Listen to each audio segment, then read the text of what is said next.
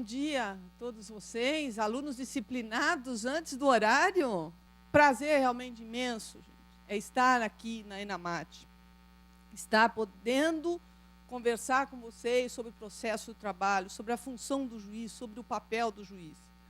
Iniciamos essa luta pela efetivação das escolas da magistratura há muitos anos, quando estrutura nenhuma tínhamos, quando começava a se falar em formação de escolas, fazíamos um trabalho muito duro. O ministro Vieira de Mello, que já esteve aqui com vocês, foi um dos grandes precursores, talvez um dos responsáveis por essa estruturação de escola judicial no país, foi praticamente o idealizador da escola de Minas Gerais, uma das melhores escolas judiciais que temos, e também participou na efetivação da Enamate. Então, doutor Giovanni também, há anos atrás, falávamos de um sonho de termos uma escola nacional, de termos uma preparação para os juízes recém-ingressos na carreira. E idealizávamos lá na frente. E hoje estamos aqui, tendo a honra de poder participar do sonho realizado. O papel das escolas da magistratura é fundamental na preparação, na formação e no aperfeiçoamento dos magistrados. Temos a nítida concepção de que um judiciário forte, um judiciário atuante, um judiciário que entregue realmente aquilo que lhe é solicitado, que preste efetivamente a jurisdição, somente o será se tiver escola da magistratura envolvida na formação, no aperfeiçoamento de magistrados. E vocês já puderam perceber que o aperfeiçoamento tem que ser constante, né, gente? É diário, para não dizer minuto a minuto. Nós temos que estudar, nós temos que analisar. Né? Estamos aqui para uma aula, vamos dizer assim. Mas eu não gostaria que isso fosse encarado como uma aula. Eu estou aqui para uma troca de ideias, para uma troca de experiências com vocês. Vocês já tiveram 2 aulas de técnica de instrução processual e meu trabalho é muito duro falar por último, né? Principalmente depois da aula do ministro Vieira de Mello. Eu fico numa saia justa, né, Lins? Assim não dá. Da próxima vez vocês têm que... É a segunda vez que vocês me colocam para falar logo depois dele, aí complica. Então, a ideia, gente, é realmente essa troca de experiências, é pontuar. Vamos até enfocar algumas questões de ordem doutrinária, mas muito por cima. Vocês estão absolutamente preparados, se não estivessem, não estariam aqui. Passaram por um concurso, tem tudo fresquinho, talvez até muito mais do que eu. Muitos dispositivos da lei, muitas teorias. Eu deixei lá atrás e dificilmente pego, analiso hoje. E vocês não. Né? Vocês estão com tudo tinindo. Então, nós estamos aqui para ensiná-los, para apresentar doutrinas a vocês. A doutrina vocês sabem, a legislação vocês conhecem. É técnica de instrução processual, ou seja, prática. Até porque, gente, eu detesto monólogo. É horrível. Ficar falando, então eu vou precisar muito da participação de vocês. Eu abro, nesse instante, um debate. Um debate para quê? Para a gente poder discutir técnica de instrução processual, tá? Analisar, criticar e estudar a melhor forma de nós entregarmos a prestação jurisdicional. Nós vamos entregar a prestação jurisdicional, gente, por meio do quê? Por meio de um processo, né?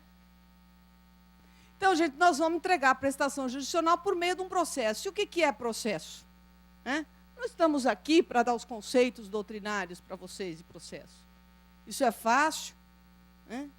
Vocês poderiam aqui me dar 3, 4, 5, alguns até 10 definições, conceitos doutrinários diferentes. A nossa ideia aqui, gente, é o quê?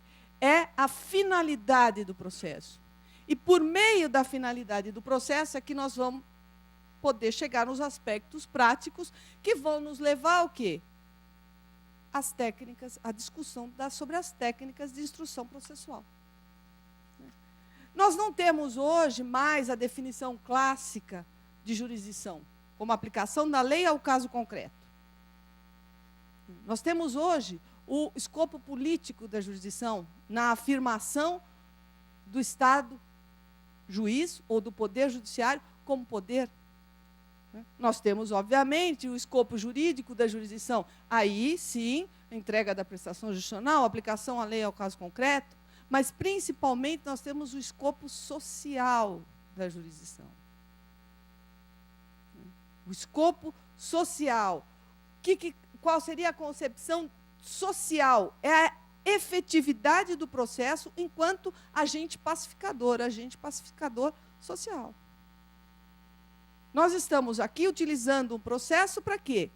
Para a solução de conflito, para apaziguar conflito.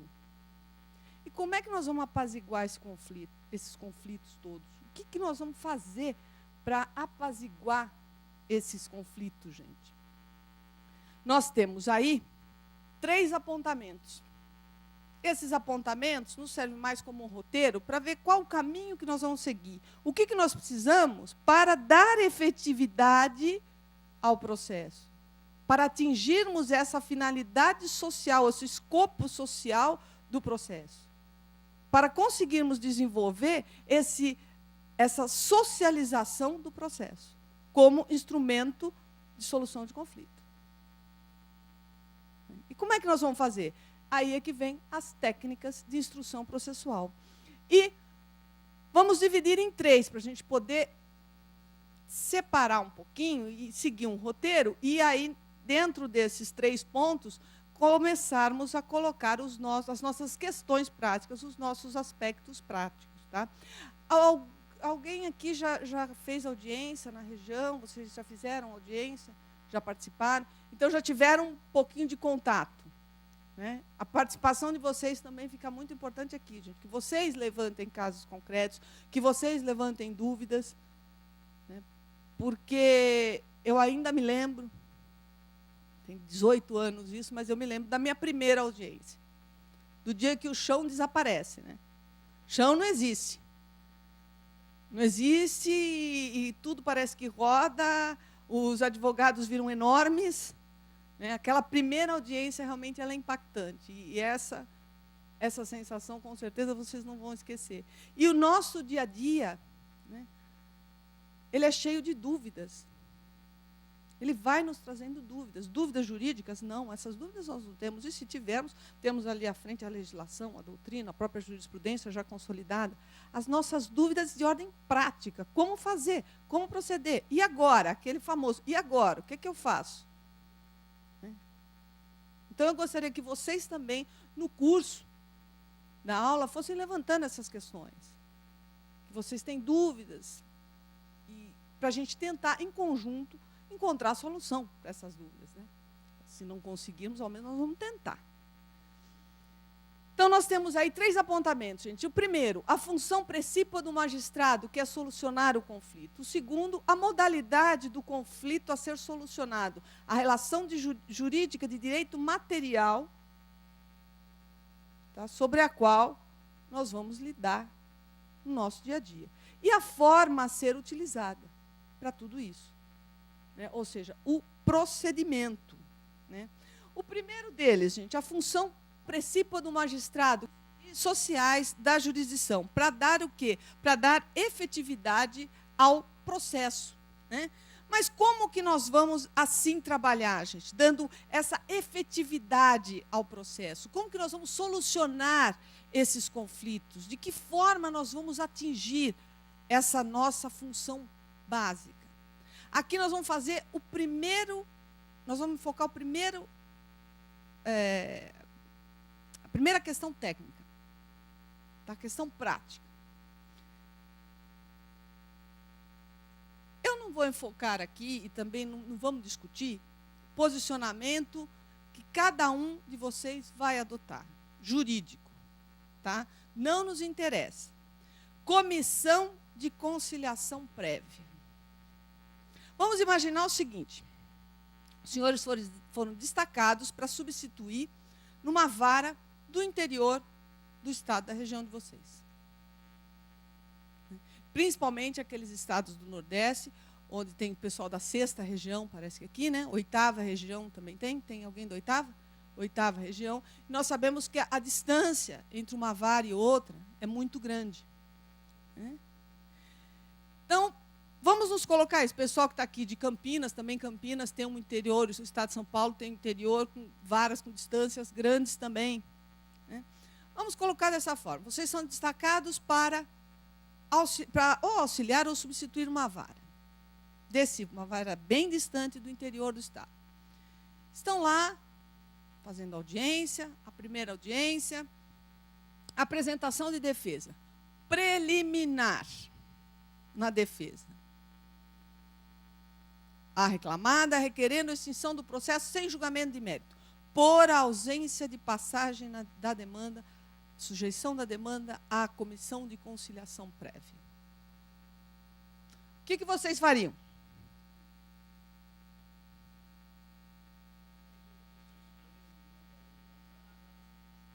Será analisado na sentença. O que você faria, que você falou? Se houver prova da existência da comissão, suspende, manda ver. Até na próxima audiência comprova.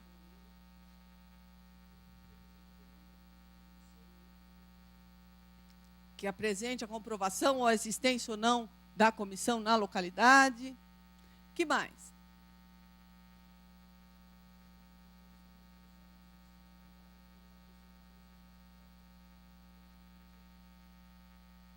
Você rejeitou a arguição. Então, vejam, esses são aspectos formais, processuais, que cada um de vocês, as soluções todas que vocês deram aqui, estão amplamente respaldadas, quer na legislação, quer na doutrina, há discussões acerca da aplicabilidade de uma ou de outra tese, mas todas são questões jurídicas respaldadas no ordenamento jurídico. Então, se formos enfocar a questão apenas sobre esse enfoque jurídico, né, para aqueles que entendem que a comissão de conciliação prévia não é colocada na legislação como condição da ação, vamos prosseguir. Para os outros que entendem que é condição da ação, comprovando ou não comprovando, antes, depois, entre uma audiência ou outra, está fácil, a solução está no artigo 267 do CPC. Né? Então, juridicamente ou processualmente falando, nós resolvemos o processo. Não resolvemos? Cumprimos nós a nossa função de solucionar o conflito?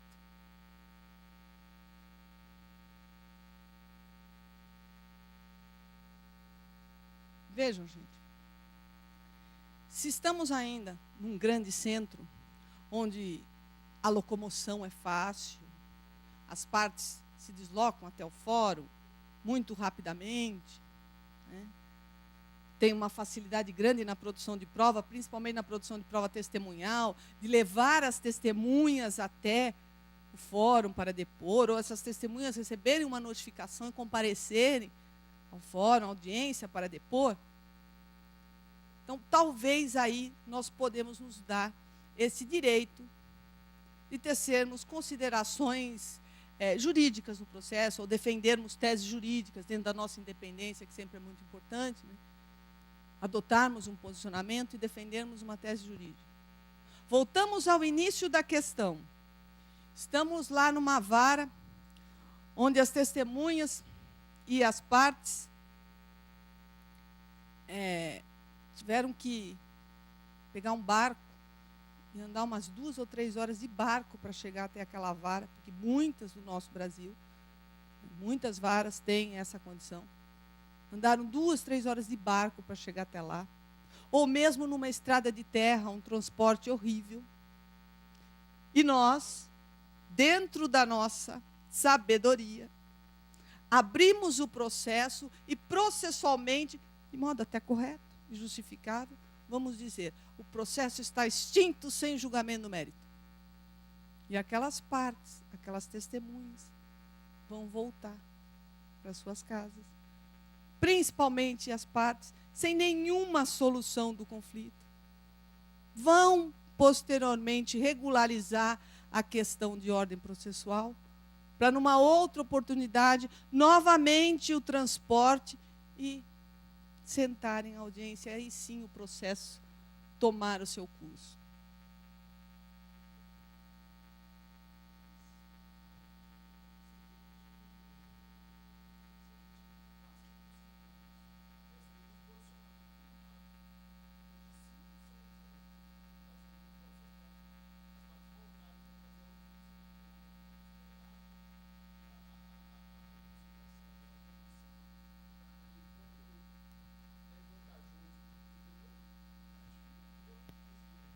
É exatamente isso, gente. Até que ponto pode a técnica se sobrepor à efetividade? Não é que eu quero chegar, gente. Eu estou muito tranquila para falar isso, porque o meu posicionamento processual é completamente outro. Eu não estou aqui querendo discutir, gente. A minha posição é de que é uma exigência completamente desfundamentada, essa de submissão do processo, quando já existe uma demanda judicial. Perfeito. Mas aí, o que eu me pego é dizer, e aí, eu não extingo o processo e depois de 6 anos o TST vai extinguir. Mas o seu papel você cumpriu.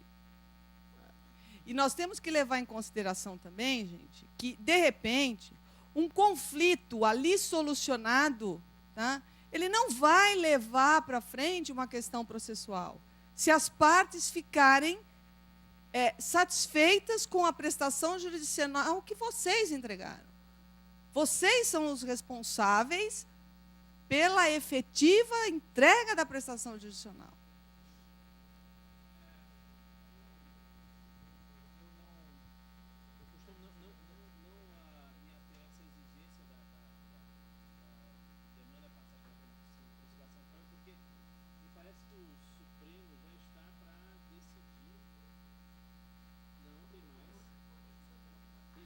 Gente, não é a questão jurídica que eu estou enfocando, se está certo, se está errado.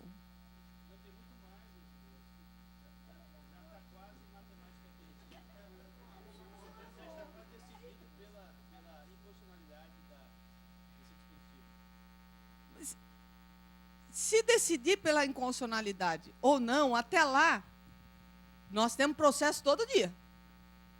Nós temos que solucionar conflito. O nosso papel, gente, é esse. É o momento de reflexão, que eu chamo vocês à reflexão. O nosso papel efetivo é terminar processo? É só liquidar o processo? Formalmente? Não. Eu tenho certeza que vocês, como juízes vocacionados, não estão aqui para isso.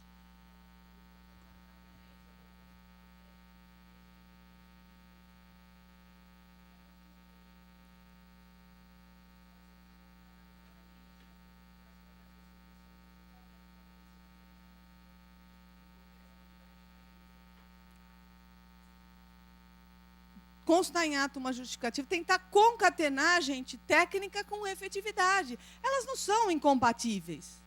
Muito pelo contrário, uma ajuda a outra. Né? Nós podemos resguardar o nosso entendimento doutrinário no sentido de que comissão de conciliação prévia é condição da ação, a passagem é condição da ação, e, de repente, suprir essa falha pré-processual ou extrajudicial por meio de uma proposta de conciliação. Por que não? Qual a função, qual a tarefa da comissão de conciliação prévia?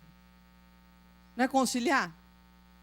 E se nós fizermos uma proposta de conciliação? Qual é o intuito do legislador? Não é conciliar?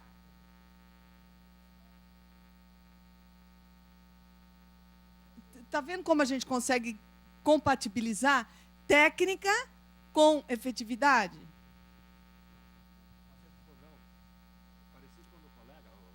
A questão se dá depois, né?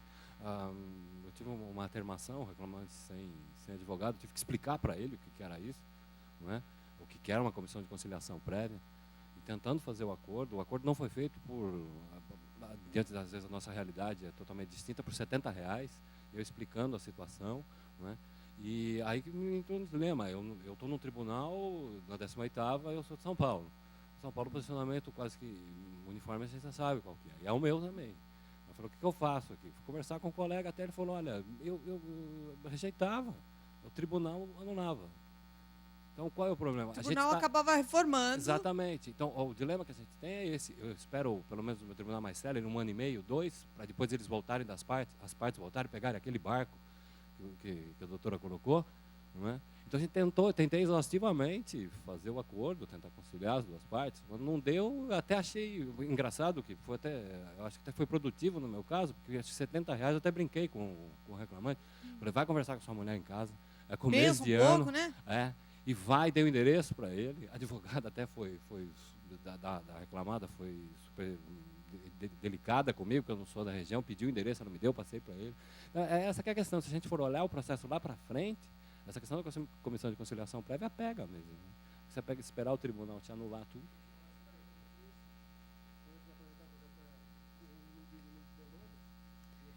Mas alguém falou aí, se tiver um acordo, a questão se mostra solucionada. Doutora. Hã? Doutora, lá na 6ª região, tivemos um caso que depois de 5 anos do processo julgado, o TST mandou voltar porque não tinha passado pela comissão. Quando retornou, a comissão já não existia mais. A comissão já tinha sido extinta. Então, o nosso papel, gente, e aí o de vocês, muito mais do que o meu, porque tem uma coisa que eu sinto muita saudade à audiência, né? Sinto muito triste não poder mais realizar audiência. Às vezes eu fico pensando até em sessão de dissídios coletivos, para de repente ter uma audiência para fazer esse contato com as partes. É maravilhoso e fundamental, a gente vai falar desse contato daqui a pouco, mas ele é fundamental para o exercício dessa função efetiva de solucionar o conflito. Então, de repente, esse nosso papel, no início da audiência, no início dos trabalhos, no momento da apresentação da defesa, quantos e quantos conflitos nós não vamos solucionar ali? Pode acontecer essa situação, um ou outro vai chegar a um tribunal superior com um posicionamento diferente, voltar ou não voltar, outro chegar no tribunal regional, anular ou não, mas vamos pensar em custo-benefício, gente. E no nosso papel. É isso que eu deixo para vocês pensarem, para vocês levarem, cada um dentro das reflexões interiores que eu tenho certeza que vocês fazem no dia a dia. Qual é o meu papel? O que eu estou fazendo aqui? O que está lá? O que me pede aquele jurisdicionado? Quando ele senta na mesa de audiências e se dirige a mim, o que ele está ali pedindo? O que ele quer? O que ele quer de mim? E o que eu tenho que entregar a ele?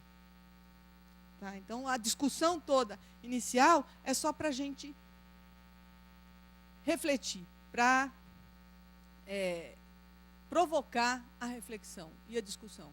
Porque, muitas vezes, o excesso de formalidade acaba prejudicando, se não até impedindo, a solução do conflito. É uma total inversão de valores, gente. Porque eu estou dando mais valor à técnica, ao meio, do que à finalidade. O processo não é instrumento? Então, o processo é meio. Qual é o fim? A solução do conflito. No momento em que eu valorizo ou supervalorizo o meio, eu estou o quê? Prejudicando o fim. Então, a supervalorização do meio, com certeza, vai estar em detrimento do fim, do processo que é a solução do conflito. Então, só para a gente refletir um pouquinho em cima disso, porque nós temos que pensar, acima de tudo, gente, no direito material que é objeto do nosso trabalho. Aí a gente entra no segundo ponto. A modalidade do conflito a ser solucionado, ou o tipo de relação jurídica de direito material que nós trabalhamos, a nossa matéria-prima, qual é, gente? A relação capital-trabalho. Uma relação historicamente tão desigual. Não é mesmo? Por isso, um ramo diferenciado da ciência jurídica, chamado direito do trabalho. O nosso objeto é essa relação. Então, nós temos que estar atentos a isso. Eu estou falando do trabalho humano. Eu estou falando da dignidade da pessoa humana. Por outro lado, essa mesma relação envolve, sim, o poder econômico, mas envolve peças-chave no desenvolvimento de um país. Então, eu tenho uma relação jurídica de direito material diferenciada. E é por conta disso que o meu papel como juiz do trabalho tem de ser diferenciado também. Se eu estivesse no processo civil, estava ótimo, gente. Porque o processo civil ele instrumentaliza uma relação jurídica de direito material onde partimos do pressuposto que as partes são iguais, não é mesmo? Igualdade das partes. O que não temos no direito do trabalho. Temos essa desigualdade inata. Então, isso também é fator que pesa no desenvolvimento, ou no desenrolar dessas nossas técnicas de instrução processual. O que nós queremos? O que nós temos de solucionar? Uma relação jurídica diferenciada. A nossa relação é diferente. Então, nós precisamos trabalhar de um modo diferente. E é por isso que o Estado juiz do trabalho, ele não pode ficar parado, ele não pode ser mero espectador da relação jurídica processual. E aí vem o artigo 765 da CLT e diz ali para a gente que os juízos e tribunais do trabalho terão ampla liberdade para a direção do processo e velarão pelo andamento rápido das causas, podendo determinar qualquer diligência necessária ao esclarecimento delas. Vejam, gente, o papel que o legislador dá ao juiz do trabalho aqui. Nós nem discutimos, diante do artigo 765, o princípio dispositivo e o princípio inquisitório. Diante disso, temos o quê? Que o juiz do trabalho deve, sim, funcionar como condutor do processo. Isso nos dá uma responsabilidade muito maior, né, gente? Na técnica de instrução processual. Muito maior, porque nós vamos buscar a solução de um conflito fundado numa relação jurídica de direito material diferenciada, que é esse direito do trabalho. E se nós não nos esforçarmos para isso, não atentarmos para essa situação, para essa relação jurídica diferenciada, nós vamos fazer o quê? Nós vamos ser mero solucionadores de processo. E eu vejo aqui em cada um de vocês que não é essa a intenção. Se fosse essa a intenção de vocês, funcionar como mero solucionadores de processo, vocês não teriam prestado um concurso tão difícil, não teriam se esforçado, não teriam optado pela carreira da magistratura, que é efetivamente um sacerdócio. Vocês vão viver a magistratura 24 horas por dia. Isso com certeza. Nenhum de vocês vai conseguir colocar a cabeça no travesseiro com tranquilidade, sabendo que das 10 audiências que vocês tinham para fazer no dia, 9 vocês extinguiram sem julgamento do mérito por questões meramente processuais. Isso eu tenho a mais absoluta certeza. Né? Por incrível que pareça, nós temos aqui um paradoxo. Eu falei para vocês que se nós estivéssemos no processo civil, outra seria a nossa visão do processo em razão da relação jurídica de direito material. Tá? Mas é uma colocação de Calamandrei, que todos nós conhecemos, o grande processualista e civil, não tem nada a ver com a nossa área, que nos dá a tônica, gente. Olha o que ele coloca. Ninguém força o particular a penetrar em nave da justiça, mas se delibera embarcar, compete-lhe apenas a fixação do início e da meta de sua viagem. A navegação iniciada, o timão é atribuído ao juiz, que durante toda a viagem tem a responsabilidade da rota. Ou seja, as partes, quando elas ingressam no Poder Judiciário, no que ele fala na nave da justiça, elas apenas dizem ao juiz qual é o destino final. E quando elas ingressam, elas dizem, qual é o meu destino final? O que eu quero? A solução do meu conflito. Compete ao juiz, iniciada essa navegação, gente, conduzir toda a viagem. E a responsabilidade da rota é dele. Por isso que eu disse a vocês, olha a responsabilidade. E aí, nós temos 2 caminhos a seguir, para a gente começar a falar em técnica de instrução processual. Ou nós seguimos a orientação da torre de comando. Qual é a nossa torre de comando? Não, gente, consolidação das leis do trabalho. Consolidação das leis do trabalho. É a CLT que nos dá a rota, gente. A CLT, ela nos dá a rota previamente. Ela dá o mapa. Ela diz, olha, o caminho é esse. Não, não é não. Não, não é não. Não concordo. Aí eu já não concordo não. E vocês também sabem disso, gente. Eu vejo a aflição de vocês e sinto, e também, não pense que no regional a gente não sente isso também. Tá? Eu, outro dia, estava até comentando que uma das minhas maiores frustrações enquanto magistrada foi quando começou essa emenda 45, logo após a emenda 45, aquelas questões das ações acidentárias que os tribunais de justiça mandaram para os tribunais regionais do trabalho, já chegavam com sentença. Então, até que o Supremo definisse, tem sentença de mérito, continua no TJ, não tem sentença de mérito, vem para cá até a decisão do ministro Aires de Brito, o voto condutor dele, tínhamos lá os conflitos que deveriam ser suscitados. E um dia, no início da sessão, primeiro processo, tramitação preferencial, ou seja, todos os autores, eram acho que 4 ou 5 autores, com idade acima de 60 anos, foi o primeiro processo apregoado. E na sala das sessões estavam lá 4 senhores.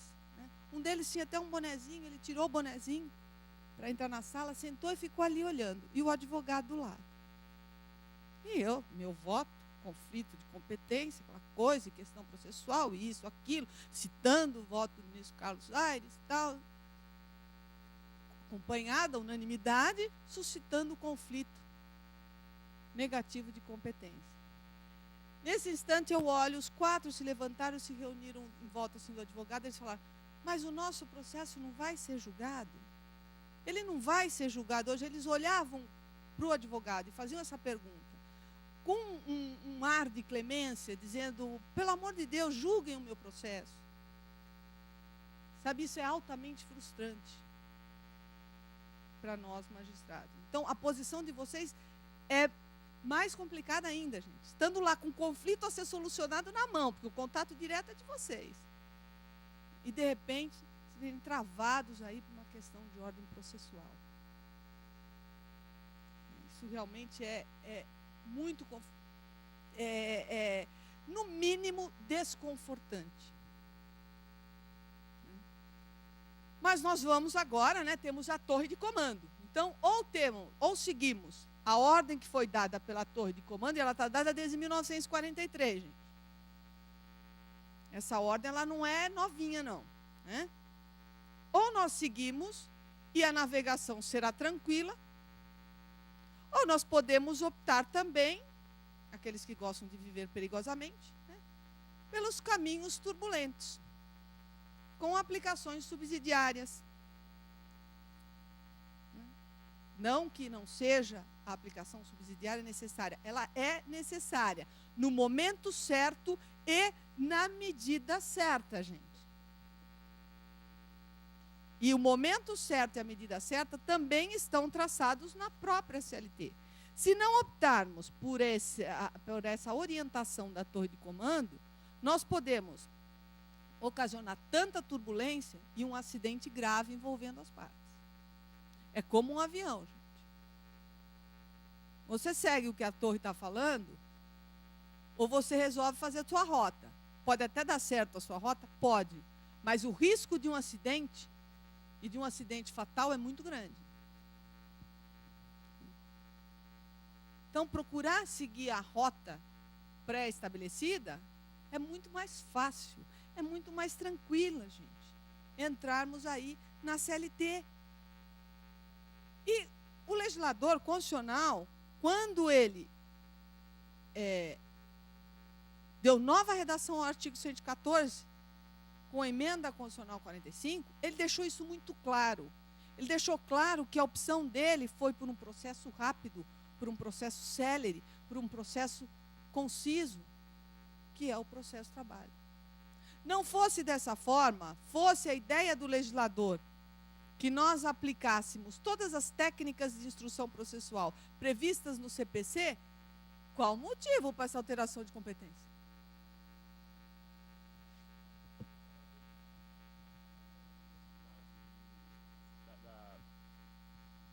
Da execução trabalhista, em relação que me parece que a aplicação do CPC 475J.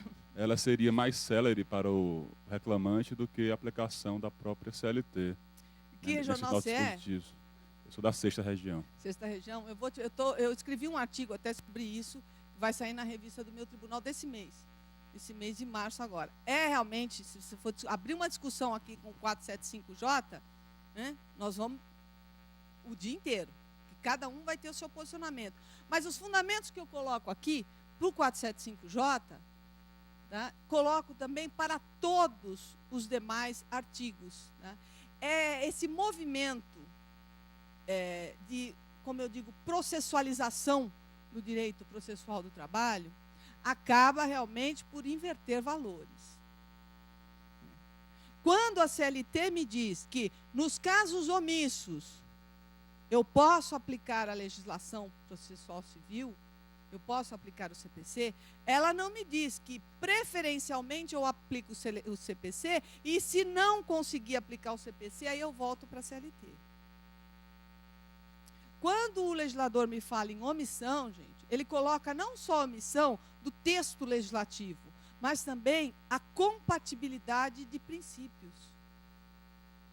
E os princípios aí, mais uma vez, envolvem o direito material, a relação jurídica de direito material. Eu não tenho como fazer a aplicação subsidiária se não houver identidade de princípios. É isso que o artigo 769 da CLT quer me dizer. Quer me dizer que a legislação ela precisa ser omissa e os princípios devem ser seguidos. Porque, gente, se assim não proceder, o que eu vou fazer? Eu vou estar infringindo o devido processo legal. E por que eu sustento a infringência ao devido processo legal? Porque devido processo legal não é apenas assegurar à parte o acesso, ou às partes, o acesso ao Poder Judiciário. Assegurar que ela terá uma justiça especializada que irá solucionar o conflito. Respeitar o devido processo legal também significa garantir às partes, ou seja, proporcionar a segurança jurídica de que, quando ela ingressa no Poder Judiciário especializado trabalhista, ela vai ter um procedimento que já é previamente estabelecido, respeitado. Se a CLT me diz isso, está inserido dentro do direito constitucional ao devido processo legal o respeito ao procedimento. Não só respeito ao movimento intrínseco do processo, sequência ordenada de atos que instrumentaliza o direito de ação, mas também o movimento extrínseco do processo, que é exatamente o procedimento. No momento em que eu não adoto o procedimento da CLT, porque o meu entendimento é que o procedimento da CLT, naquele momento, ou naquele caso específico, está desatualizado, está superado, ainda que em vigor e ainda que seguindo os princípios que informam o direito processual do trabalho, o que eu vou estar fazendo, gente? Eu vou estar tirando da parte o direito ao procedimento previamente estabelecido. E com certeza não foi essa a ideia do legislador. Não pode a parte ficar insegura com a aplicação quanto ao procedimento a ser adotado. O procedimento não deve ser de livre escolha do aplicador, no nosso caso, do magistrado. Não é o magistrado que escolhe o procedimento a ser adotado. É o magistrado que deve aplicar o procedimento previamente estabelecido. Vejam a inversão, gente. É mais uma questão que eu coloco à reflexão de vocês. E não foi outra a intenção do Tribunal Superior do Trabalho quando editou a Instrução Normativa 27. Ele só exteriorizou o que a Constituição já fala no artigo 5º e tudo aquilo que está na CLT. E não há lógica que justifique toda uma reforma constitucional, uma nova redação ao artigo 114, uma ampliação de competência dessas. Não há lógica que nos leve à conclusão de que isso ocorreu simplesmente para que aplicássemos o processo civil. Não dá para a gente conseguir visualizar isso. Que a competência foi retirada lá da Justiça Comum e trazida para a nossa Justiça do Trabalho. Só que adotamos o procedimento de lá. Não tem lógica isso, gente. Tá? E aí, a resposta ao 475J, a questão jurídica é a mesma. Direito ao procedimento. Quando a CLT me traça a execução trabalhista, ela traça passo a passo.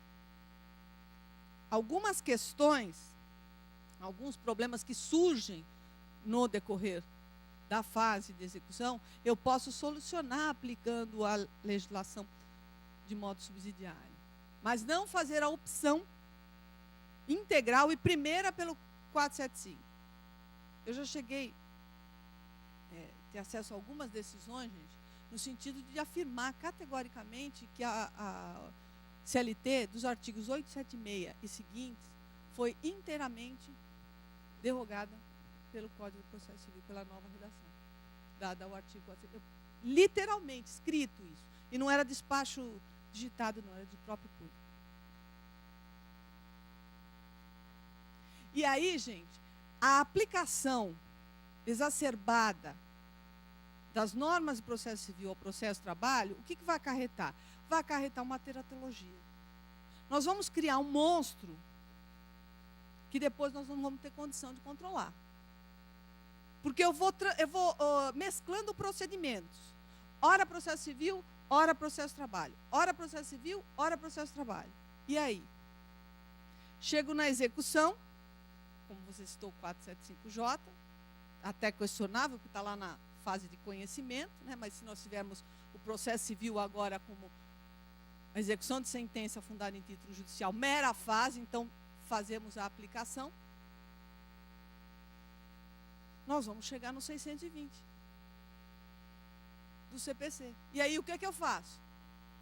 Eu posso afirmar que no processo de trabalho a execução deve se dar do modo menos gravoso ao devedor? Criei um passo. E aí, o que eu faço? Isso na instrução processual, gente, é muito comum acontecer. A utilização do processo civil, e aí, quando eu vou voltar para o processo de trabalho, eu não consigo mais.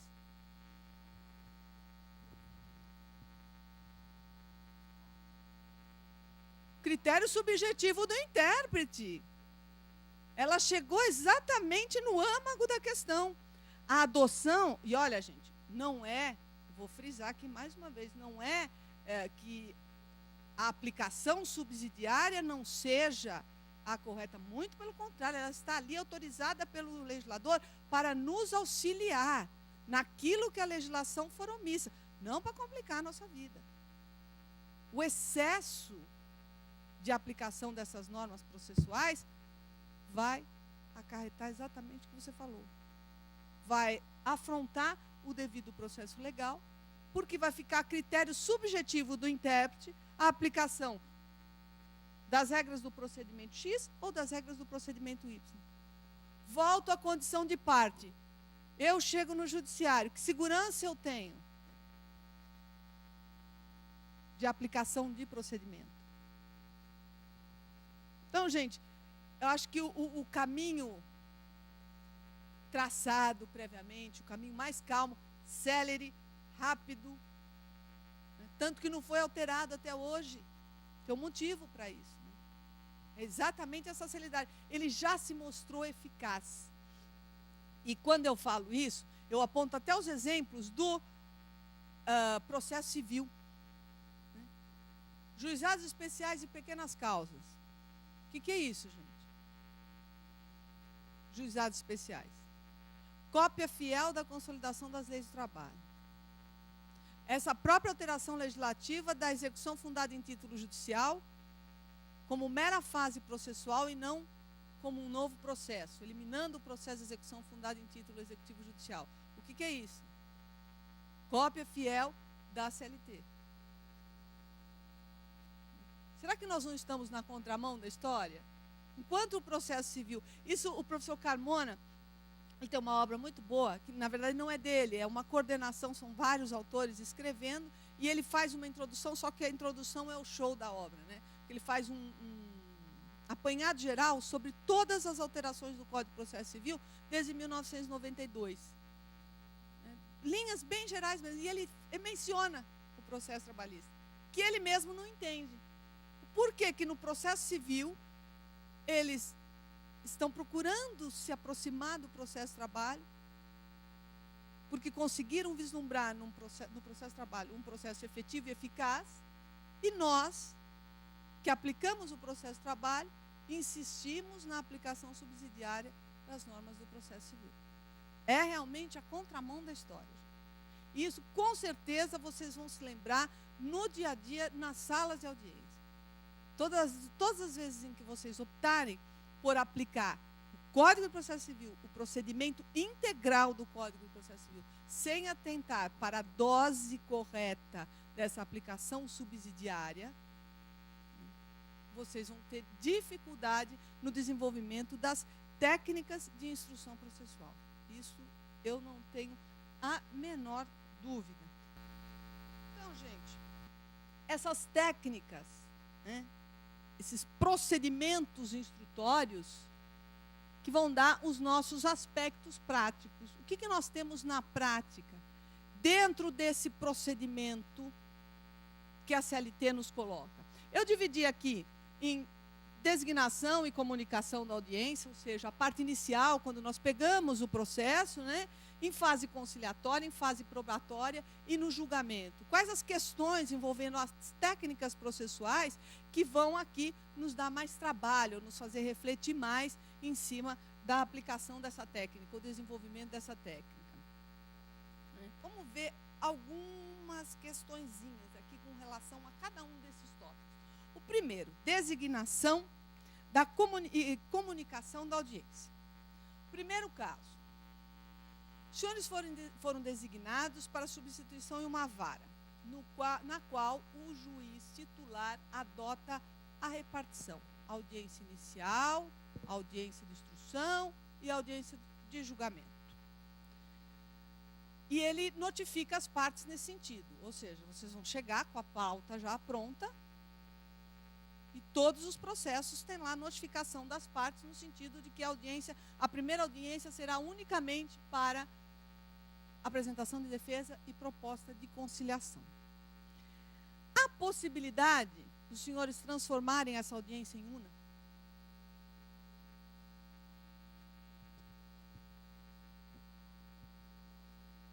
O que vocês acham? Você acha que não?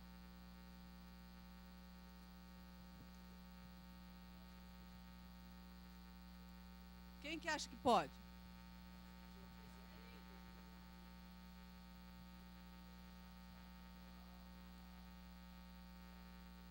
Então, veja, nós temos várias questões envolvendo a designação de audiência que eu posso solucionar ali. Uma elas já levantaram, matéria de direito. Por que eu vou receber a defesa e designar nova audiência? Se a matéria é eminentemente, aquela perguntinha básica. Doutores, os senhores têm prova a produzir?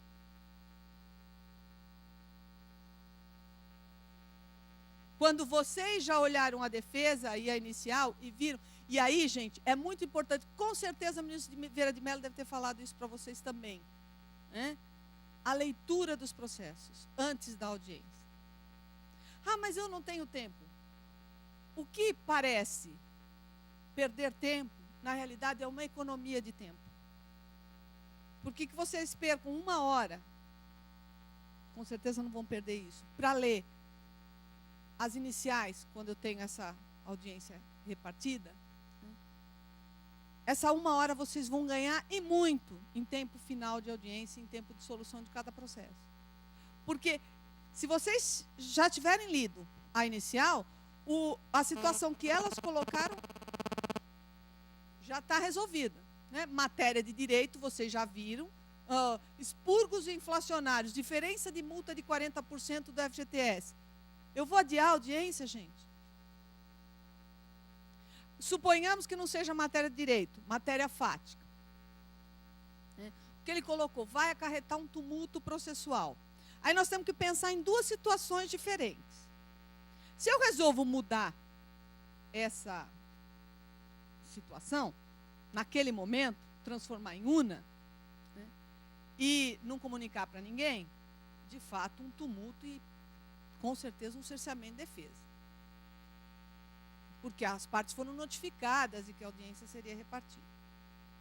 Mas aí vamos fazer a conjugação com aquilo que ele falou. E se as partes concordarem? Ou e se as partes e as testemunhas estiverem todas presentes? Eu não posso ouvir os depoimentos das partes e das testemunhas e encerrar a instrução processual?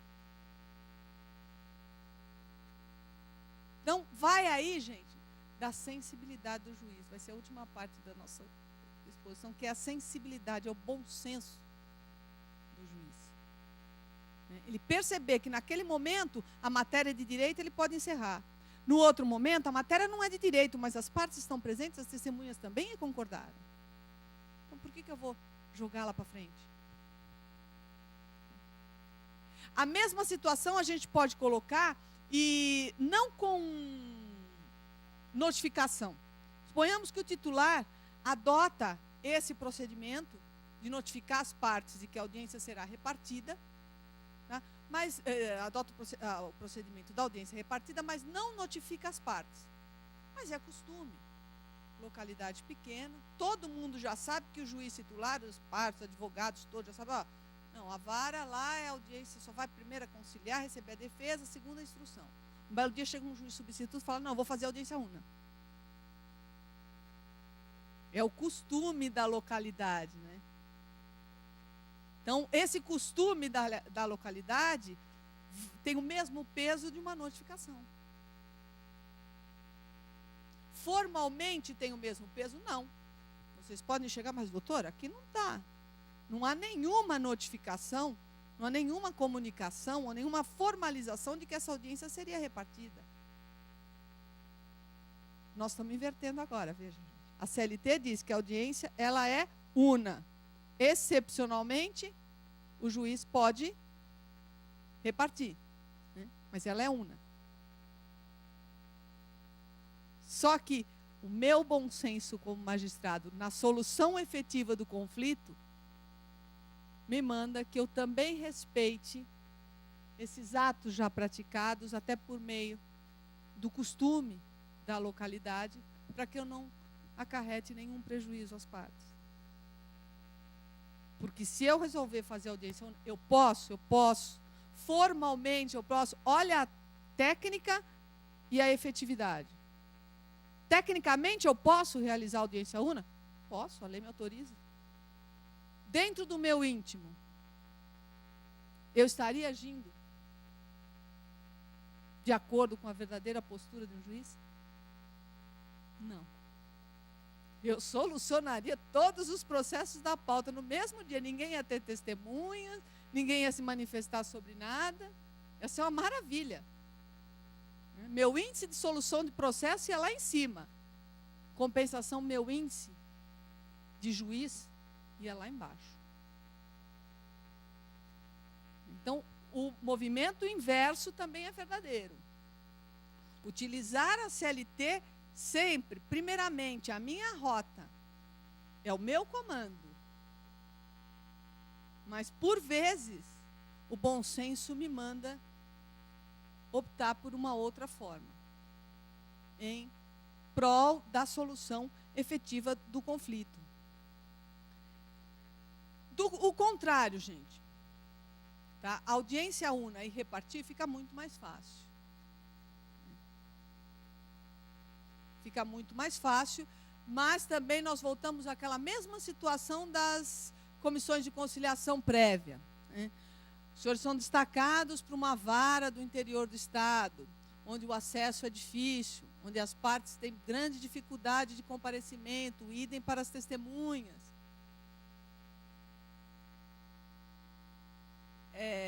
Seria justo os senhores, recebendo a defesa, as partes presentes, as testemunhas presentes, eu entendo que a audiência una é prejudicial, então eu vou repartir.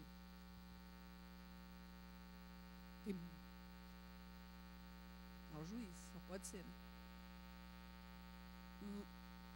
A exceção colocada pelo legislador, gente, tá? Ela não pode ser tida como regra.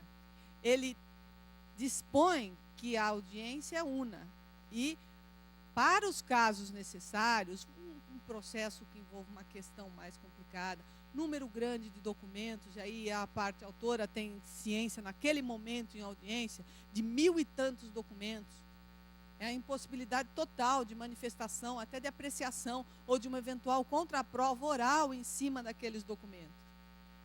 Volto à sensibilidade de vocês, o bom senso de vocês. E isso vocês vão perceber claramente no dia a dia. Não, essa audiência, esse processo eu posso fazer audiência una, as partes estão aí, todo mundo vai conseguir produzir as provas, o autor, o réu, e eu vou solucionar o conflito. Vocês também terão a sensibilidade para perceber que aquele processo, vocês não podem, aquele outro processo, mais complicado, envolvendo uma matéria diferenciada, às vezes até uma matéria fática, uma justa causa, envolvendo um fato que exija ampla instrução probatória. No momento em que eu corto a possibilidade dessa amplitude na instrução, o que eu estou fazendo, gente? Eu estou cerceando o direito de defesa. Mas eu já estou convencido. Até que ponto o seu convencimento é o único necessário ali para a solução do conflito? Isso também nós temos que pensar um pouquinho, gente. Autoriza a lei o juiz a indeferir provas inúteis, provas protelatórias? Sem dúvida. O juiz está aí para isso, ele é o condutor do processo. Mas, na função de juiz, para que o conflito seja efetivamente solucionado, eu tenho que dar oportunidade das partes da apresentação das provas. E, às vezes, gente, eu estou até acarretando uma economia processual. Né? Antes de falar da fase conciliatória, vamos falar da fase probatória, porque é exatamente essa economia que eu quero colocar para vocês. O tribunal regional, ele analisa fatos e provas. Então, tudo que vocês escolherem em matéria de prova, vai auxiliar um julgador futuro, e esse julgador futuro não é só o tribunal, gente. Principalmente nessas situações onde as audiências são repartidas, o julgador futuro pode não ser cada um de vocês. Pode ser um outro juiz, né? Vocês foram substituir só naquele dia, fizeram audiência e vai ficar processo para ser julgado por um outro juiz. Então, o livre convencimento de vocês, sim, o de vocês. E o do outro colega que vai julgar? Então, pensem sempre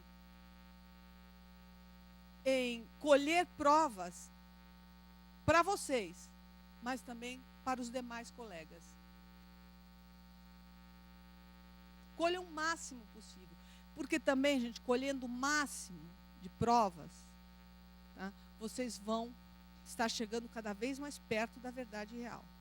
Volto a insistir, o juiz deve indeferir as provas protelatórias, as provas impertinentes, as provas desnecessárias? Deve sim. Toda vez que eu tiver lá uma prova a ser feita que não é necessária, vai só tumultuar, vai só atrasar o processo, para quê? Já está provado por outros meios. Mas, na dúvida, gente, ampliem a instrução. Ampliem, porque vocês vão estar auxiliando. Auxiliando o quê? A solução do conflito. E a solução do conflito, a gente já volta já para a instrução, passa antes, obviamente, pela fase conciliatória. E essa fase conciliatória, gente, ela é muito importante no processo. É o momento que o juiz tem o contato direto com as partes, com o conflito, sem estar atrelado à formalidade do processo. Quantas e quantas vezes nós não extraímos dados que vão nos auxiliar na instrução do processo numa proposta de conciliação? Naquela conversa. A proposta de conciliação, né, ela também faz parte da imediatidade, é um viés da imediatidade. Esse contato das partes com o juiz. E aí uma questão, como a gente está falando em contato das partes com o juiz, as partes estão lá acompanhadas dos seus respectivos advogados e vocês iniciam a audiência com a proposta de conciliação. Né? A famosa frase, possibilidade de acordo, doutores. E aí as conversas falam, não tem, não, ofereço, tem uma proposta de R$100, não, mas isso é um absurdo, é uma afronta, meu cliente se sente até ofendido, eu quero 2.000, 3.000, 5.000, e aquelas discussões vão sendo travadas. Num dado momento, vocês percebem a necessidade de um contato direto com a parte, deixando os advogados de lado. Há essa possibilidade? As partes representadas pelos advogados, falar direto na fase de conciliação. O juiz deixou o advogado, não, eu vou falar direto com as partes, quanto à possibilidade de acordo. Não, o advogado está lá. A fala direto com as partes. Os advogados à mesa.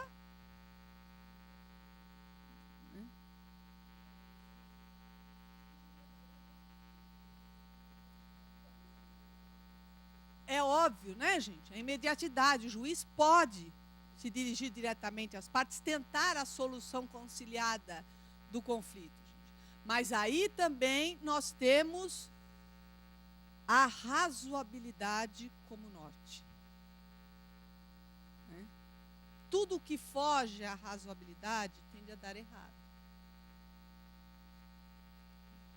Quantas e quantas vezes aqueles que já advogaram antes do ingresso à magistratura já não presenciaram aquelas situações onde o juiz se dirige diretamente à parte, mas quase que coage a parte a fazer um acordo.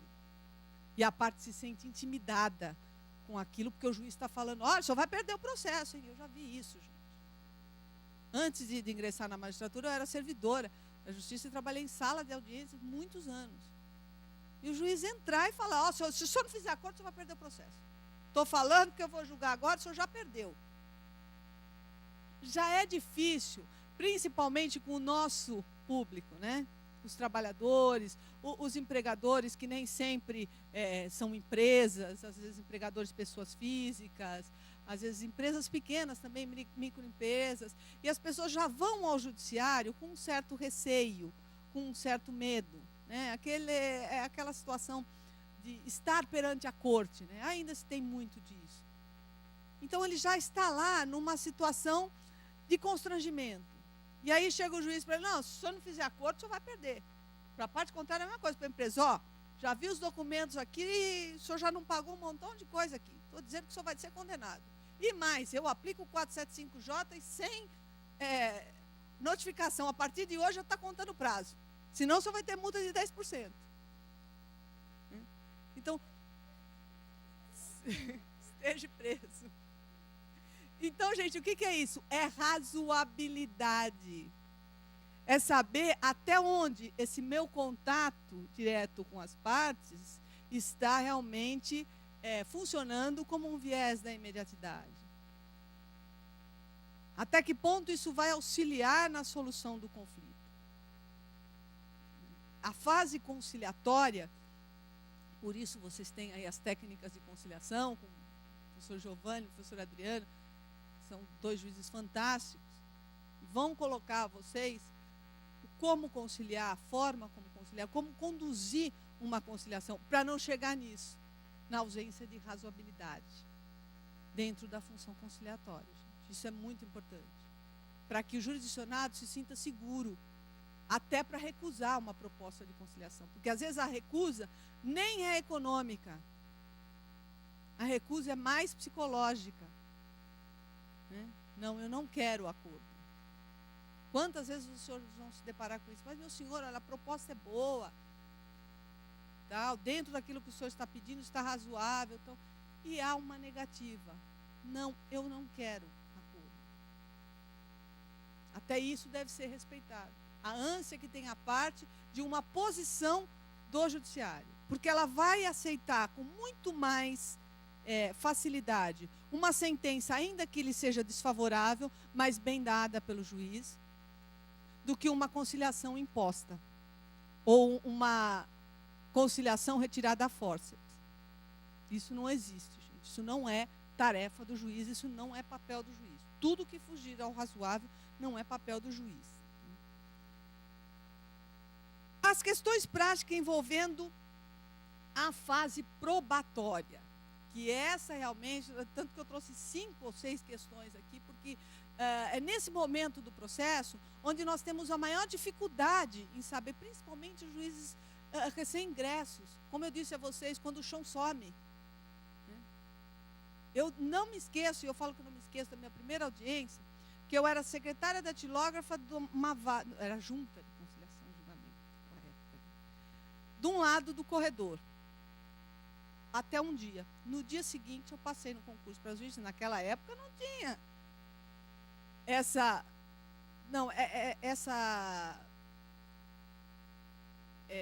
vamos dizer assim, transição, exatamente, essa preparação do juiz necessária, salutar para o resto da vida dele, né, que é a formação de vocês aqui na ENAMAT, essa formação inicial. Então não havia, ou seja, eu tomei posse às 6 horas da tarde, de uma quarta-feira, na quinta-feira às 13 horas, eu estava com uma pauta de 12 iniciais, 5 instruções e mais não sei quantos julgamentos.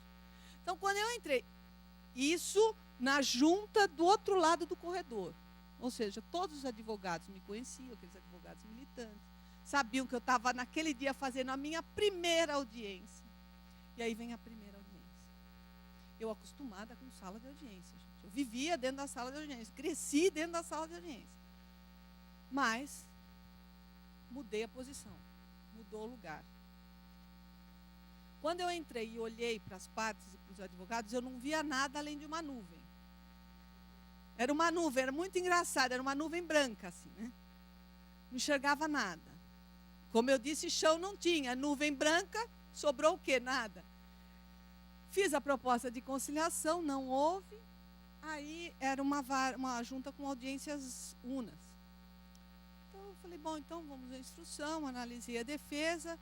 Quando eu fui me dirigir ao reclamante para pedir que ele sentasse na cadeira de depoimentos, para tomar o depoimento dele, vira-se o advogado dele, doutora, eu gostaria de requerer a aplicação do artigo tal, até hoje eu não lembro o artigo, do artigo tal do Código de Processo Civil. Falei, pronto,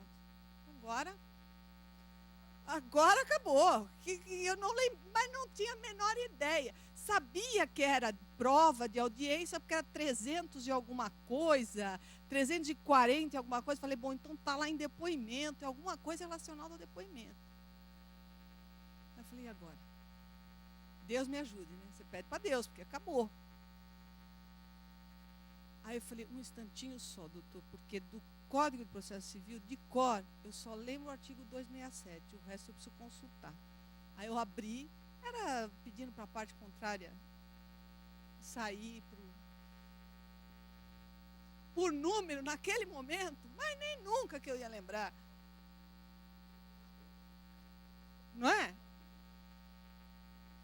Código na cabeça? Mas é isso. Então, vocês também vão ser testados nisso. Porque os advogados, principalmente os militantes, eles sabem que o juiz é novo. Comarca pequena tem juiz novo lá. Eles já vão levantar a vida de vocês, que vocês acabaram de entrar no concurso. Então, eles vão testar ao máximo. Depois a gente vai falar de serenidade e firmeza, que dá uma tranquilidade um pouquinho maior para conduzir isso. Mas é exatamente na audiência que surgem as grandes dificuldades, né? Porque são dificuldades momentâneas. São aquelas dificuldades ligadas à técnica da instrução processual que eu preciso resolver naquele momento, né? Tem sempre a saída pela direita, que é chamar os autos à conclusão para deliberações. E isso é uma maravilha, né, gente? Quando não dá mesmo, não sei o que eu faço, os autos deverão vir conclusos para deliberações. Mas, às vezes, voltamos àquela situação. Eu estou numa vara longínqua, difícil acesso das partes. Que direito tenho eu de adiar tudo aquilo só para analisar melhor uma questão? Então, eu vou ter que saber discernir quando eu posso adiar esse processo e quando não, quando eu vou estar prejudicando demais as partes envolvidas, né? Então, uma primeira questão que eu coloco para vocês. A audiência já é de instrução. A vara usa a repartição das audiências e vocês já estão na audiência de instrução, ou seja, a inicial já foi realizada. E na outra audiência, o advogado requereu depoimento, a tomada dos depoimentos. Doutora, eu quero ouvir o depoimento da parte contrária. O juiz titular da vara indeferiu, dizendo que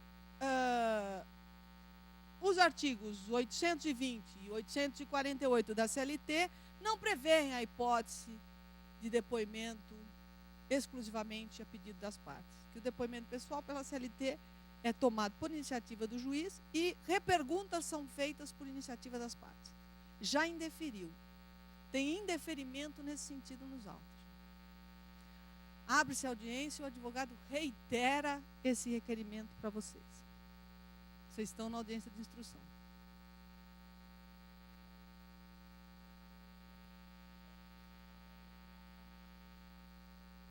É o data vênia mesmo, né, gente? Porque o que vocês estão fazendo? A mais.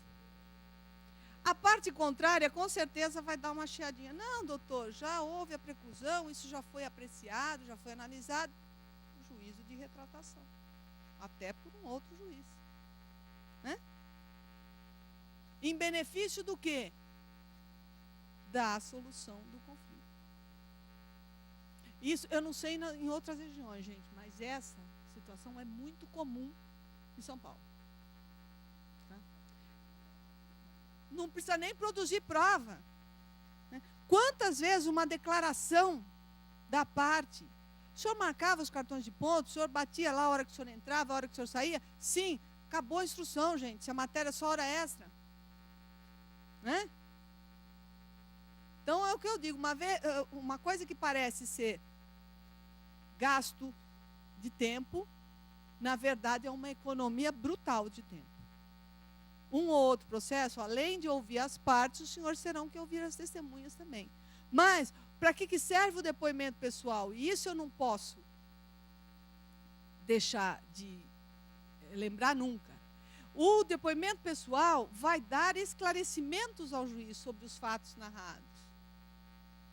Como no processo de trabalho nós não temos despacho saneador, eu não saneio o processo, a colheita dos depoimentos pessoais muitas vezes funciona como um despacho saneador, como um corte naquilo que eu vou ter por objeto ou por objetivo na instrução do processo. Momento em que eu ouço as partes, o que elas têm para esclarecer, o que elas têm para me dizer. Pronto, eu delimitei. A minha prova é isso. Não saio para os outros cantos, porque o que eu tenho a provar... Aí sim, eu pego lá o Código de Processo Civil e falo, olha, providências inúteis, providências protelatórias. As partes já declararam ou já disseram em juízo o tanto suficiente para o julgamento, para esclarecimento. Então, essa parte já está solucionada. Vamos ao que ainda continua controvertido, mesmo com os depoimentos das partes. Né? É fundamental que o juiz ele sempre pense nessa sua função de solucionador e de agente da colheita de provas. O juiz que realiza a audiência. Colher prova, gente, é a verdadeira alma do processo, a colheita das provas. E a realização da audiência, que está nesse contexto da colheita de provas para nós, porque as provas são colhidas em audiência, a concentração dos atos processuais em audiência, portanto, a audiência é a alma do processo trabalhista. Uma audiência mal feita, ela acaba com o processo. Ela não vai chegar mais nem próximo da verdade real. O José Carlos Barbosa Moreira tem uma obra, ele é muito crítico, ele, naquele momento, com relação à audiência, e ele faz uma afirmativa até bem pesada. Ele diz, a uma audiência mal feita ou mal realizada, é melhor nenhuma. Antes ficasse o juiz unicamente com a prova documental. Porque aqueles dados específicos, aqueles fatos narrados em audiência, são de extrema importância. Não só o depoimento pessoal, gente, como o depoimento das testemunhas, ele auxilia bastante o juiz na solução do conflito, não apenas pelo que a testemunha fala, mas pela forma, meio como ela fala. Outra questão, durante o depoimento, a testemunha se mostra inquieta, nervosa, vira, baixa, puxa o cabelo e olha insistentemente para o advogado. O advogado da parte contrária interrompe, pede a palavra e pede aos senhores que a testemunha seja dispensada. Em razão da conduta que ela apresentou. O que os senhores fazem?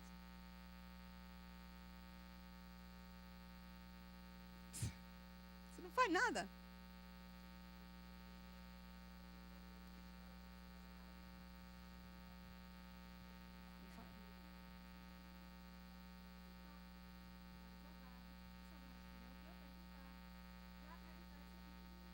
De conduta. Mas se mesmo ao longo, isso é muito importante que ele falou.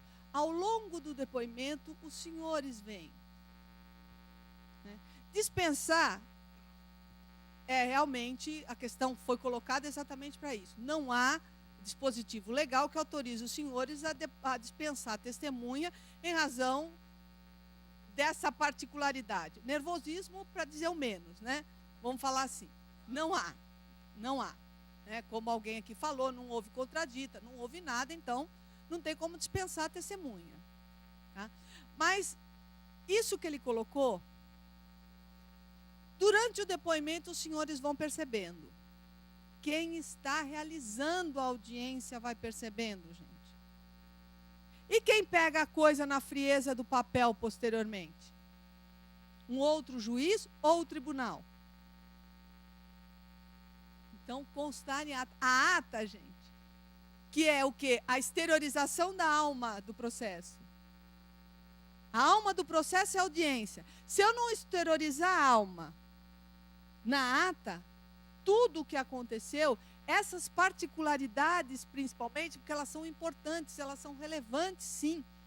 Como eu disse, não é importante, não é tão importante o que a testemunha está dizendo, mas sim a forma como ela diz. Eu nunca me esqueço, isso me auxiliou bastante, durante toda a minha vida na primeira instância. Meu avô, que era uma pessoa muito simples, um lavrador, imigrante italiano, falava assim, muito mal português, e ele me dizia sempre, ele falava, o homem que é homem, ele fala olhando nos olhos. Toda vez que você conversar com uma pessoa e a pessoa baixar os olhos ou desviar os olhares, o olhar, com certeza aquela pessoa não está falando a verdade. E isso me auxiliou muito. No momento em que você para e olha para a testemunha, se ela está com a intenção de não dizer a verdade, ela vai tremer. Não porque está na frente do juiz, porque é poder judiciário, não. Porque é constrangedor. Isso é do ser humano, né? Isso até a psicologia explica.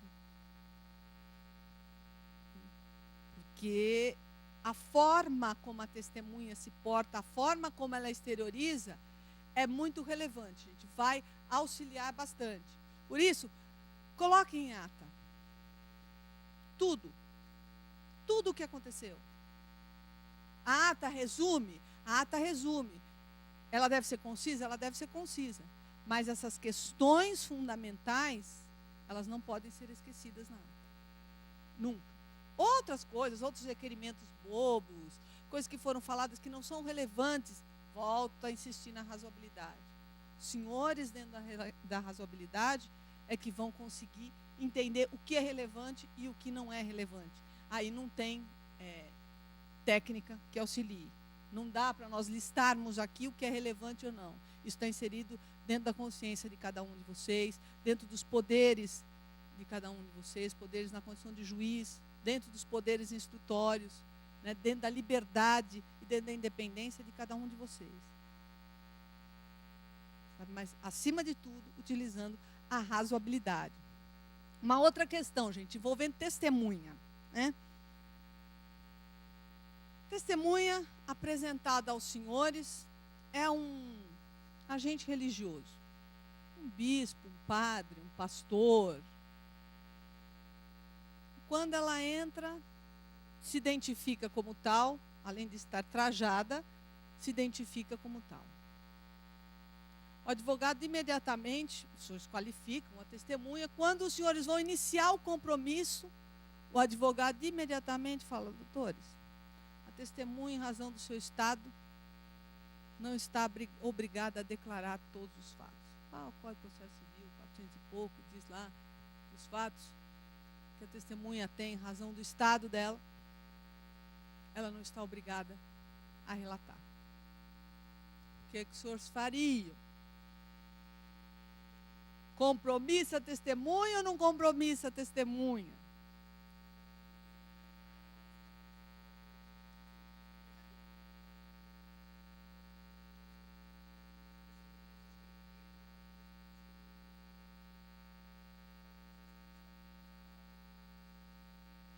Não, é religioso mesmo, é padre, é pastor, é freira. Ah, sim, tá. A causa verte sobre um empregado da igreja.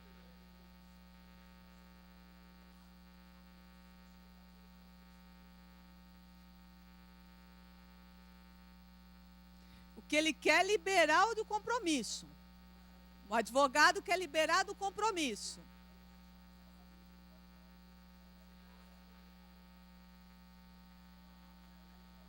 Oi? Não, como testemunha.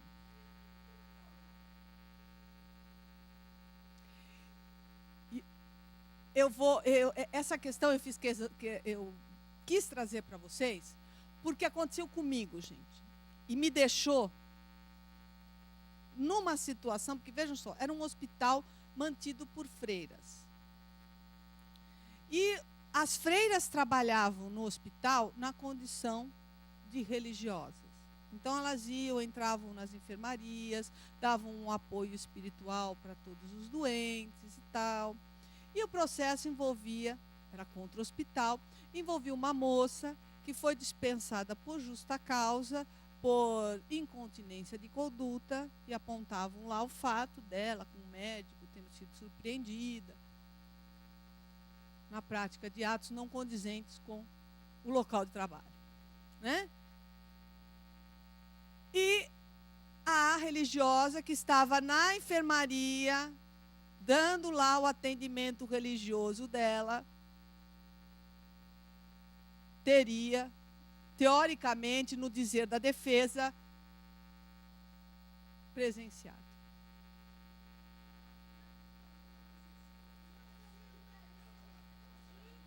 Peraí, gente. Vamos falar um por vez para todo mundo conseguir discutir. Deixa ele falar.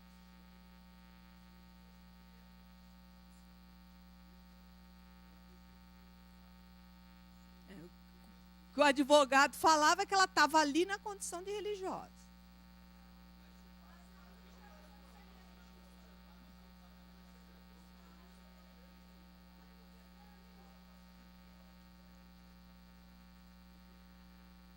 Olha, gente, eu vou falar uma coisa para vocês. Eu falei, se eu fizer esse compromisso agora, o advogado vai protestar, aí ele vai arguir nulidade no tribunal.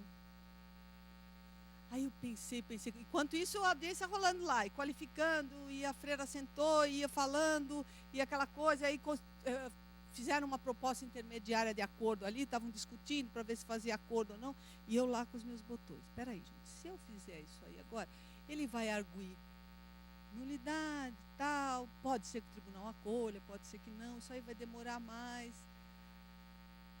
Eu falei, eu vou ter que dar um jeito de fazer esse compromisso de forma diferente. Aí, antes de deferir ou não o requerimento dele, aí eu virei assim e falei, não, Deus vai me ajudar agora, então vamos lá. Falei, coitado, ele recebe cada encargo, né? Nossa Senhora. Aí eu virei para a feira e falei assim, olha, irmã, eu deveria nesse momento fazer um compromisso, que a senhora prestasse aqui um compromisso perante o Poder Judiciário. O compromisso de dizer a verdade, na forma da lei. Mas eu não vou fazer esse compromisso com a senhora, porque eu tenho certeza que, em nome do meu Deus, que também é o seu Deus, a senhora vai me dizer a verdade. Preciso dizer que a ação, eu dei sentença na hora, a ação foi julgada procedente, condenando o pagamento das verbas decisórias, porque ela disse que nada daquilo tinha acontecido, que a moça simplesmente passou, conversou com o médico, saiu e foi embora. Nada. Ela era testemunha da empresa, gente, do hospital. Que nada daquilo aconteceu. Não, ela veio, conversou um pouco com ele colocou a mão no ombro dela, falou algumas coisas que eu não escutei, aí ela terminou o que ela tinha que fazer ali e saiu, foi embora. Oi? Aí já não tem mais nada a ver com o processo, nem com o contrato de trabalho. O enquadramento não pode ser para justa causa. Né? Se tinha ou se não tinha, não nos cabe aqui tecer juízo de valor. Está fora dos autos. Então, portanto, não está no mundo. Então, são essas situações, gente, que aparecem no nosso dia a dia. Né? E que, de repente, e aí sim, o uso de uma técnica não tanto ortodoxa, né, acaba nos levando a solucionar conflitos. E vocês vão se deparar com situações como essas muitas e muitas vezes, onde vocês vão utilizar um posicionamento mais informal e vão conseguir da testemunha tudo o que vocês estão querendo, ou seja, a verdade real. A linguagem, como vocês se dirigem às testemunhas. Isso é muito importante. Porque vocês já imaginaram, sentam lá um trabalhador braçal, um trabalhador da construção civil, com pouca capacidade intelectiva, consequentemente pouca capacidade cultural, social. E a análise das horas extras, se vocês virarem para o testemunho e perguntarem, meu senhor, o senhor consignava nos cartões de ponto a jornada que o senhor efetivamente cumpria? O que vai acontecer? Era isso mesmo. A mãe dele também. Eles não entendem. Então, a nossa linguagem tem que ser apropriada para com a testemunha, para com as partes, para que nós possamos extrair a realidade dos fatos. Intervalo para a refeição. O senhor usufruía do interreg no intrajornada? É hebdomadário, isso é bonito, né? É chique. Descanso hebdomadário. Acabou, gente. A pergunta tem que ser direta. O senhor parava para comer? Quanto tempo? O senhor ficava no local ou o senhor saía? É essa a nossa realidade. É esse o nosso público. É esse o nosso jurisdicionado. Então, nós temos que nos aproximar dessa realidade social. Quando vocês, na condição de substitutos, vão às varas do interior, vocês devem se deparar com essas situações com muito maior frequência do que numa capital. Analisar também a realidade, o que acontece na localidade, também é importante, para que vocês possam solucionar.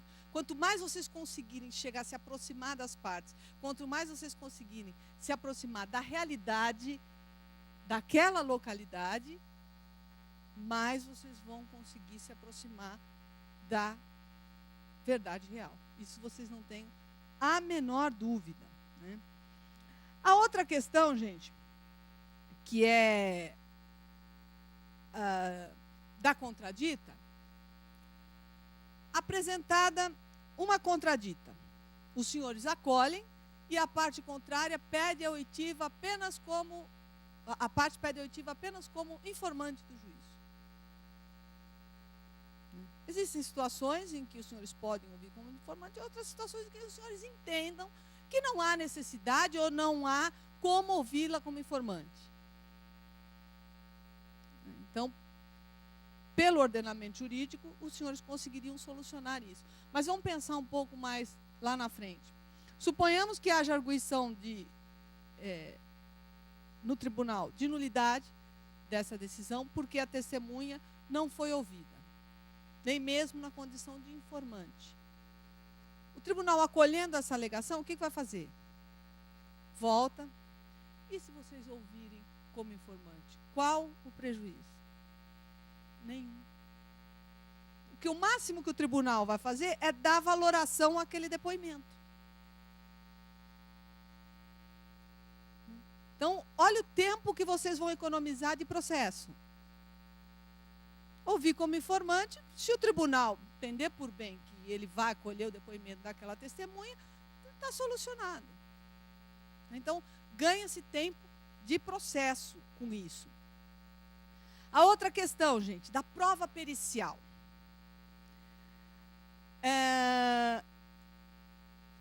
Insalubridade e periculosidade, né? Momento da realização da prova. Primeira audiência, há pedido de adicional de insalubridade, e vocês estão numa vara onde a audiência é repartida. O que fazer com isso? Com a prova pericial a ser feita relativamente à apuração da alegada insalubridade. Designar imediatamente a perícia ou perícia após a instrução processual. É sempre a dúvida, né, gente? Porque a legislação não diz qual momento que eu tenho que fazer a prova. Ela trata no contexto das provas. Agora, vamos pensar um pouquinho em economia. Se eu fizer a prova pericial após a colheita de depoimentos, tal, eu tenho, por um lado, a situação que a parte pode confessar que não trabalhava em condições insalubres, aquelas confissões assim gritantes, que não dependam de qualquer questão técnica. Então eu ganhei. Por outro lado, se eu elaboro a prova depois, o laudo é feito, se eu elaboro a prova depois da instrução processual, já colhi todos os depoimentos, e o perito não tem condições de precisar se, naquele momento em que o reclamante ali trabalhou, ele utilizou ou não equipamentos de proteção individual. Ou seja, vai demandar uma prova oral para saber se usava EPI ou não. Eu vou reabrir toda a instrução para fazer mais uma prova, que é a questão dos EPIs. Qual seria o prejuízo maior? Em termos de tempo, não seria ter que reabrir tudo, gente? Então, talvez a prova pericial realizada posteriormente à audiência de instrução, ela acabe por prejudicar.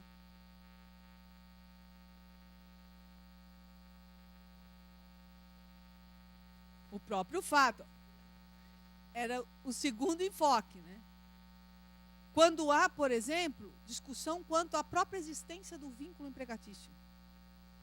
Eu vou encarecer um processo, determinar a produção de prova pericial, antes mesmo de uma instrução, para saber se tem vínculo ou não. A função exercida, o próprio local de trabalho. De novo, razoabilidade.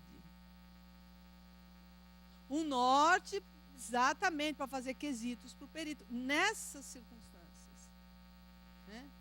Realização da prova posterior e realização da prova anterior. Tá? Mas fica aí a critério de vocês, é sempre uma questão que é muito controvertida. A última questão relativa às provas, gente, é ainda relacionada à prova pericial, oitiva do perito em audiência. O que os senhores acham? Existem muitos requerimentos nesse sentido. Ouve-se o perito ou não se ouve perito em audiência?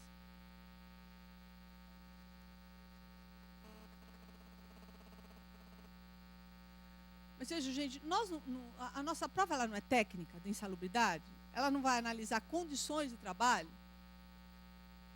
Os dados que o perito tem que colocar não são dados técnicos. O que ele vai auxiliar falando na audiência? O que ele pode esclarecer de técnico na audiência? Quantos decibéis tinha no local de trabalho? Se ele mediu? Não, é insalubridade, especificamente insalubridade, que é a grande maioria. Hoje você tem a questão das moléstias profissionais, aí é uma outra situação.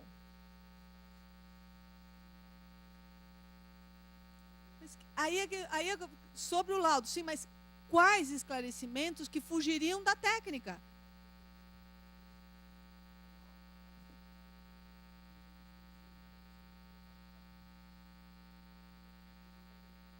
Mas por que ele não diz isso por escrito? Porque é técnico, gente.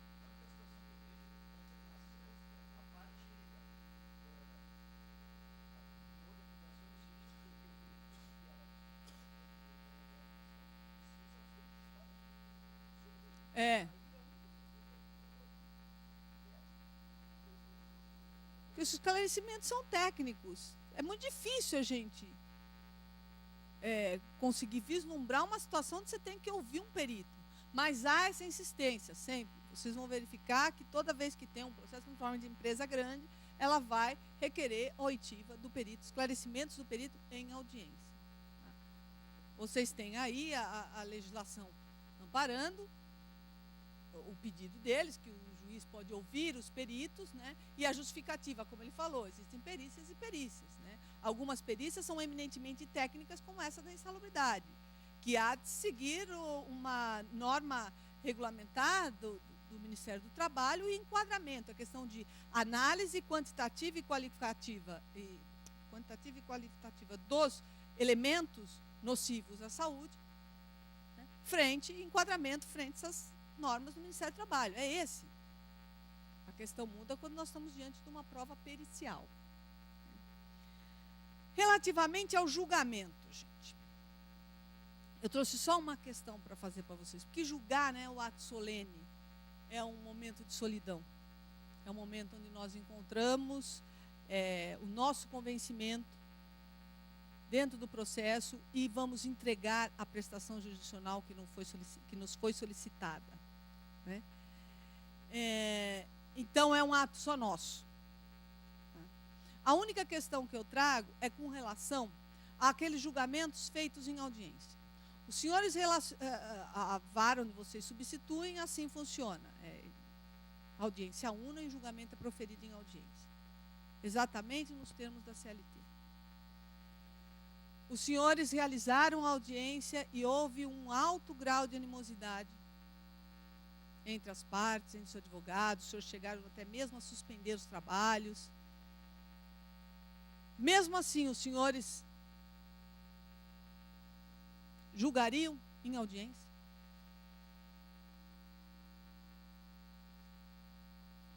Aí o bom senso, né, nos diz, não procedam dessa forma, porque se os senhores estão ali para apaziguar, e se os ânimos estão realmente bem acirrados, tá, a decisão de vocês, ela já vai ser recebida no momento que não é o propício, em condições adversas com relação à conduta dos advogados, à conduta das partes. Então, ao invés de apaziguar o conflito, solucionar o conflito, vocês vão criar mais um problema. Então, aí, o dia seguinte, nada como um dia após o outro, com uma noite no meio para separar, né? Então, dar o julgamento na hora, encerrar e julgar, é o momento em que vocês conseguem vislumbrar a parte recebendo a prestação jurisdicional. Então, isso é gratificante para o magistrado. Mas essa questão dos ânimos acirrados, aí é... Só para a gente finalizar, e muito rapidamente, porque nós estamos chegando no final, gente, o papel, que é o final, o papel dos juízes do trabalho na direção do processo. O juiz do trabalho, quando ele vai dirigir o processo, gente, ele vai ter que analisar, em primeiro lugar, a igualdade das partes, a igualdade que ele deve proporcionar, porque as partes são desiguais. O legislador coloca aí, ele dá uma série de garantias e tratamentos diferenciados às partes no processo, e essa igualdade, ela não pode ser formal, mas ela deve ser efetiva, gente. Ele não é absoluto nem estanque o conceito de igualdade. Eu tenho que proporcionar às partes as mesmas condições dentro do processo. E sou eu, juiz, que assim vou proceder de modo a efetivar o processo. Tá? As compensações jurídicas com relação ao acesso à justiça, arquivamento do processo e não pena de confissão ao trabalhador, a competência territorial permitindo ao trabalhador melhores condições de produzir prova e regra única com relação ao ônus da prova, que é a do 818, né, afastando aquela, ou seja, de modo mais conciso do que a regra extensiva trazida pelo Código de Processo Civil, criando as figuras dos fatos impeditivos modificativos, né, do direito do autor. A CL3 traz regra única. Aquele que alega tem que provar. Os limites entre os poderes instrutórios de direção do processo e as obrigações processuais exclusivas das partes. Até que ponto o juiz é o condutor do processo, sem invadir ato privativo das partes. Até que ponto ele pode conduzir, ele pode tomar a iniciativa, né? As partes têm no processo ônus e dever. Tem o ônus. O ônus está atrelado ao interesse processual exclusivo da parte, pelo que o seu não cumprimento acarreta apenas uma perda de uma possibilidade processual, uma situação desvantajosa. Já o dever, não. Ele está atrelado ao interesse alheio, quer da parte contrária, quer do próprio Estado, sendo que o descumprimento induz a aplicação de sanções previstas na legislação. Então, o limite está exatamente aí. Naquilo que for ônus, é a competência exclusiva da parte. Aquilo que for dever, o juiz pode adentrar. Em suma, as partes têm o poder direito, que é o ônus, e o poder dever no processo. O juiz tem apenas o poder dever, que é a indeclinabilidade da jurisdição. Então, ele deve correr atrás. Mas naquilo que for dever. Naquilo que envolver não apenas o interesse das partes, mas também o interesse de terceiros, sociedade, e o interesse do próprio Estado na solução. A condução dele na direção, gente. Existem os critérios objetivos ligados à própria formação técnica do magistrado. Todos esses critérios objetivos os senhores já atingiram. Todos. Né? Para poder ter uma conduta correta dentro da condução do processo. Vocês, tecnicamente, ou seja, objetivamente, já preencheram os requisitos. Os critérios subjetivos são aqueles atinentes à pessoa do juiz. A carga de subjetividade que cada decisão judicial contém. Porque todos nós somos seres humanos. E ao julgar, automaticamente, isso está dentro da gente, nós não conseguimos nos desvencilhar dos fatores familiares, dos fatores culturais, dos fatores sociais e religiosos que nós adquirimos desde o nascimento. Então, nós trazemos, sim, essa bagagem. Elas são importantes, que nos auxiliam, muitas vezes, na solução do conflito, mas, às vezes, elas atrapalham um pouco. Né? A conduta do magistrado deve sempre ser norteada, também por esses critérios subjetivos. Mas sem que esses critérios subjetivos atrapalhem na solução do conflito. Eu não sei se vocês viram, aí a imprensa toda divulgou de um juiz lá em São Paulo, que até a questão acabou no CNJ, a questão de um jogador de futebol. Né? Aí, gente, é a demonstração inequívoca de que ele exacerbou nesses critérios subjetivos. Ele exacerbou nos seus fatores culturais, nos seus fatores sociais. Ele não se importou com a solução, com a condução do processo e com a solução do processo. Ele se importou apenas com o que ele sentia, que é um direito dele sentir, mas não de exteriorizar aquilo no processo, de utilizar aquilo para a solução de uma situação específica no processo. Mas, acima de tudo, gente, aí já é terminando mesmo, o juiz deve ter sensibilidade e serenidade, gente. Junto com esses fatores objetivos, junto com esses fatores subjetivos, ele deve trazer sempre a sensibilidade e a serenidade. A sensibilidade para que ele possa atingir o âmago da pretensão formulada, para que ele consiga entender o clamor das partes. Ele deve ser sensível a isso. E para buscar a verdade real, extraindo das provas todos os elementos necessários para a sua convicção. A serenidade. A serenidade induz a tranquilidade, a segurança e a razoabilidade. Um juiz tranquilo, um juiz seguro, um juiz razoável, que tenha razoabilidade, tá? Com certeza ele vai ser um juiz sereno. Porque, gente, todas as partes envolvidas no processo, advogados, autor, réu, peritos, testemunhas, podem perder a serenidade. O juiz jamais. Ele sempre tem de ser norte. Ele é o único que não pode perder a serenidade. Um juiz sereno e um juiz sensível, com certeza vai conseguir desenvolver a sua função. Ele vai realmente solucionar o conflito, vai entregar a prestação jurisdicional que lhe foi solicitada.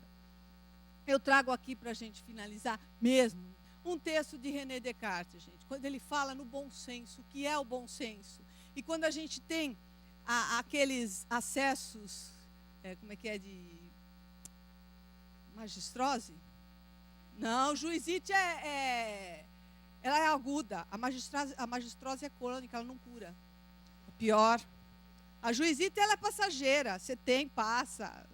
Magistrose, não. Quando pega a magistrose, não cura mais. Né?